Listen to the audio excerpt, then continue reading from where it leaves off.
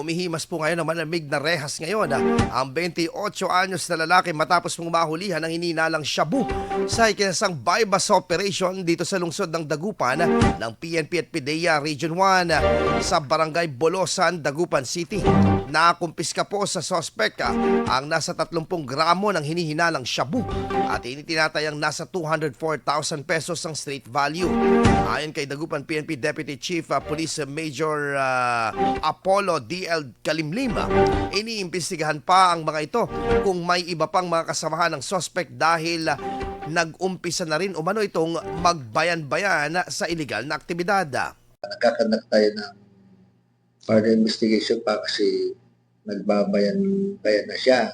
At the same time, baka i-upgrade natin din yung level niya kung anong siya lang dito sa Panato. O kaya may mga kasama pa siya.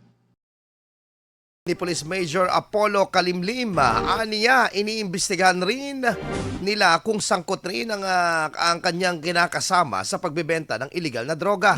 Sa ngayon, nasa kustudiya na ng Dagupan City PNP ang suspect na naharap sa kaukulang kaso.